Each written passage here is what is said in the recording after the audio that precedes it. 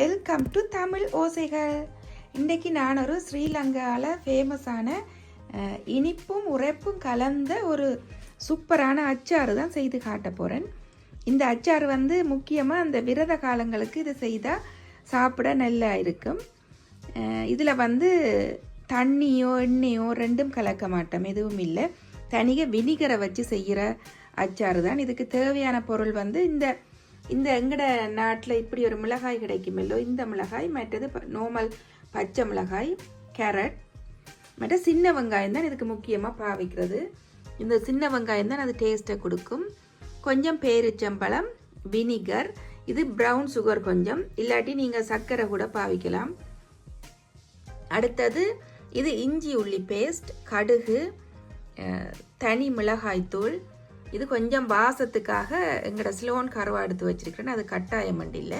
மற்றது கொஞ்சம் மிளகு. இவ்வளவு தான் முக்கியமானது. இதில் அளவுண்டு பெருசாக சொல்கிறதுக்கு இல்லை, ஏனெண்டா அளவு எங்களோட விருப்பம் தான். நான் இதில் எல்லாம் 150 கிராம் வெங்காயம், 150 கிராம் மிளகாய், ஒரு 200 கிராம் கேரட் இப்படி எடுத்து வச்சிருக்கிறேன். இதில் பேரிச்சம்பழமும் ஒரு 150 கிராம்ஸ் வருது.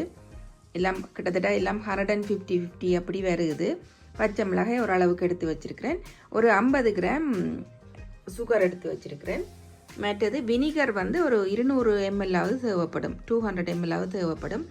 இது 1 டேபிள் ஸ்பூன் இஞ்சி உள்ளி பேஸ்ட். நீங்கள் வேணுமெண்டா இஞ்சி உள்ளியை சொப்பனியும் சேர்த்துக்கொள்ளலாம். மற்றது மெயினானது கடுகு ஒரு டேபிள் ஸ்பூன்.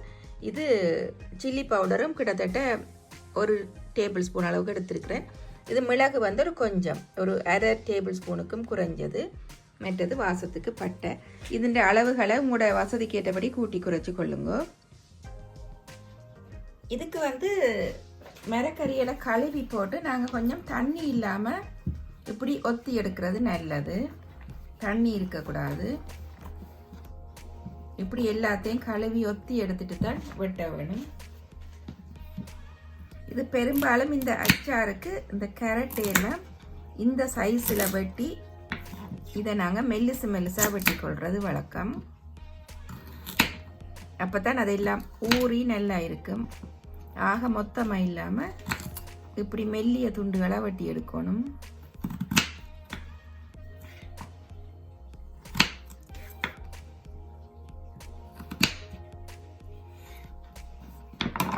இங்கே பாருங்க, இப்படி துண்டுகளாக வெட்டி எடுப்போம் எல்லாத்தையும். இப்போ அதே மாதிரி இங்கே பாருங்க, கேரட் எல்லாம் வெட்டி எடுத்துட்டேன். மிளகாய் வெட்டுறதுக்கு இந்த காம்பை எடுத்துட்டு இந்த மிளகாயையும் ஒரு மெல்லிய கீராக வெட்டுவோம். இந்த சீட்ஸை எடுத்து விடலாம், தேவையில்லை.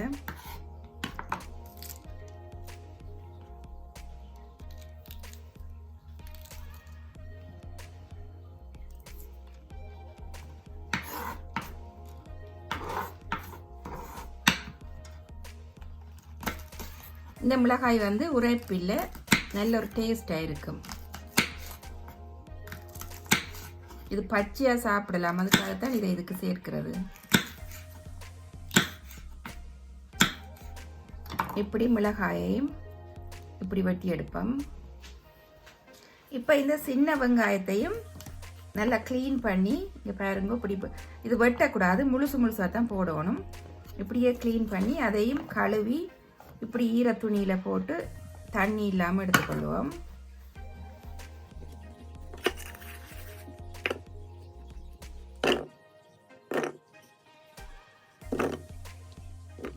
இப்போ இதே மாதிரி பச்சை மிளகாயம் நீங்கள் முழுசாக கூட போடலாம், இப்படி வெட்டி போட்டு போடலாம். ஆனால் எனக்கு இது கொஞ்சம் உரைக்குமோண்டு பயத்தில் நான் கொஞ்சம் அந்த சீட்ஸ் எடுத்துட்டு போடுறேன். அது உங்களோட விருப்பம். நான் பொதுவாக பச்சை மிளகாய் சீட்ஸோட சேர்க்கிறேன் இல்லை எண்ணத்துக்கும். ஏனெண்டா சில பேருக்கு அது ஒத்துக்கொள்கிற இல்லை, அந்த சீட்ஸில் ஒரு வித அலர்ஜி இருக்குது. வகுத்துக்குள்ள போய் உரைப்பில்லாட்டிலும் ஏதாவது அலர்ஜி குணங்கள் காட்டும். அதால் சீட்ஸ் எடுத்துட்டா நல்லா. இப்போ பாருங்க, இதில் போட போகிற மரக்கறி ஐட்டம் எல்லாம் சூப்பராக ரெடி பண்ணிட்டேன். இனி நாங்கள் அரைக்கிறத என்னென்னத்தை அரைச்சி எடுக்கிறேன்னு பார்க்கலாம். இப்போ இதில் பாருங்க, நான் முதல்ல இந்த கடுகையும் எடுத்து வச்சிருக்கிற மிளகையும் போட்டு இது அரைப்படுறதுக்காக கொஞ்சமாக வினிகர் ஊற்றி, தண்ணி விடக்கூடாது தானே, அப்போ கொஞ்சமாக வினிகர் ஊற்றி இதை அரைச்செடுக்க போகிறேன். நார்மலான ஆக பேஸ்டாட்டு தேவையில்லை, நார்மலாக அரைச்செடுத்தா சரி. இப்போ பாருங்க, தேவையான அளவுக்கு வினிகர் சேர்த்து பேஸ்ட்டாக அரைச்சி எடுத்துட்டேன். மிளகையும் கடுகையும் அரைச்சி எடுத்துட்டேன். இப்போ இதே இதுக்குள்ள நான் இந்த பேரிச்சம்பழத்தையும் போட்டு தேவைப்பட்டால் கொஞ்சம் வினிகர் விட்டு பேஸ்ட்டாக அரைச்சி எடுக்க போகிறேன். இப்போ பேரிச்சம்பழத்தையும் நல்லா அரைச்சி எடுத்துட்டேன். இங்கே பாருங்க, இந்த அளவுக்கு அரைச்சா போதும்.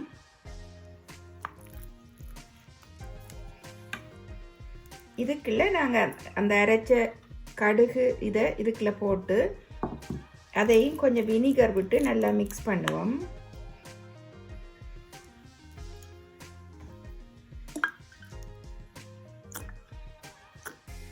கட்டியாக இல்லாமல் கொஞ்சம் பேஸ்டாக இருக்கிற மாதிரி கேரட் எடுப்போம். அப்போ தான் அந்த அடுப்பில் போட்டு கிளறேக்க நல்லா இருக்கும். எல்லாம் வினிகர்லேயே கழுவி ஊற்றுறேன். இப்போ இதை கொஞ்சம் பேஸ்ட்டாக கரைச்சி விடுவோம்.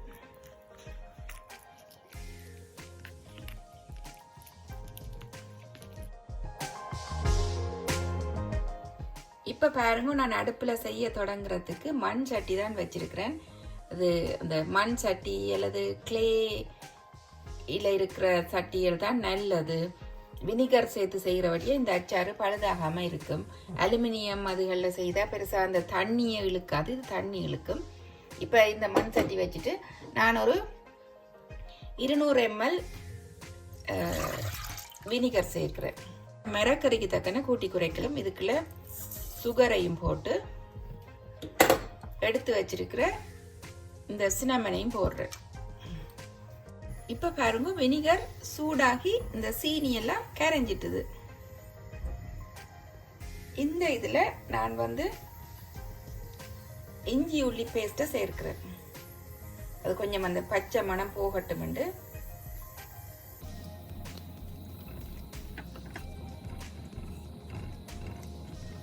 இப்போ எங்களுக்கு தேவையான அளவு சில்லி பவுடர் சேர்க்கிறேன். இதுக்குள்ள நாங்கள் பேஸ்ட் ஆக்கி வச்சிருக்கிற எங்களோட எல்லாம் சேர்ந்த பேஸ்ட்டை போடுவோம்.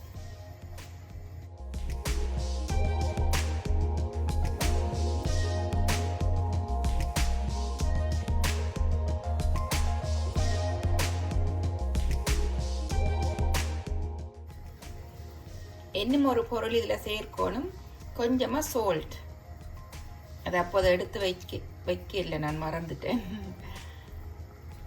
ஓரளவுக்கு தெரியும் தானே, இந்த மரக்கறி இந்த பேஸ்ட் கலவான சோல்ட், சீனியோட சோல்ட்டும் சேர்ந்தா தான் அது நல்லா இருக்கும். இப்போ பாருங்க, நல்லா கொதிச்சு வந்துட்டுது. இதில் உங்களுக்கு ஏதாவது டேஸ்ட் பார்த்து குறைபாடு தெரிஞ்சால் நீங்கள் கூட குறைய சேர்த்து கொள்ளலாம். இப்போ பாருங்க, உரைப்பு, உப்பு, இனிப்பு எல்லாம் சரியாக இருக்காண்டு இதில் பார்க்க நல்லா இருக்கும்.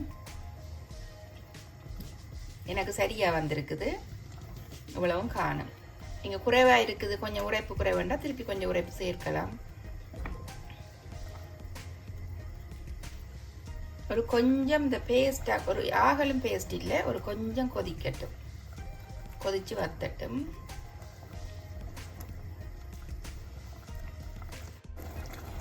இப்போ பாருங்க, இந்த பேஸ்ட் கொஞ்சம் வத்தி இறுகி நல்லா வந்திருக்குது.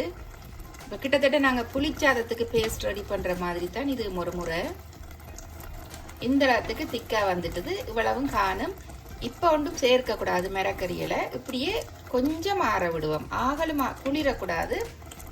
அடுப்பை ஆஃப் பண்ணிட்டு இந்த கொதி அடங்கி ஒரு நிகச்சூட்டு அளவுக்கு வரைக்கும் ஆற விட்டுட்டு பிறகு மரக்கறியை சேர்ப்போம். இந்த கொதியில் சேர்த்தா அப்புறம் மரக்கறி அவிஞ்சு போயிடும். இப்போ பாருங்க, ஒரு 5 minutes ஆற வச்சு ஆறிட்டுது. இந்த கொதி அடங்கிட்டுது, ஆனால் சூடு இருக்குது. இந்த சூட்டுக்குள்ளேயே நாங்கள் ஒவ்வொன்றா சேர்ப்போம்.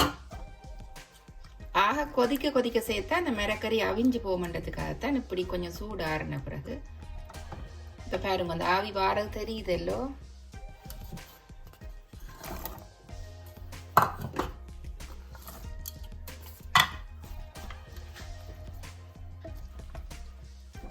சூப்பரா பிரண்டு வாரர்.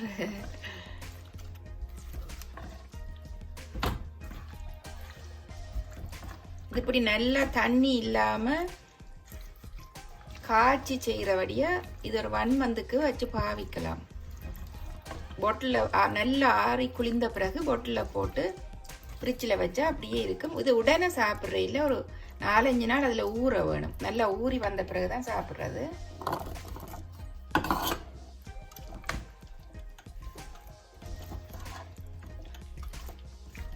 இப்போ பார்த்தீங்களா எவ்வளோ சூப்பராக இருக்குண்டு. பேஸ்ட்டும் அளவாக வந்திருக்குது.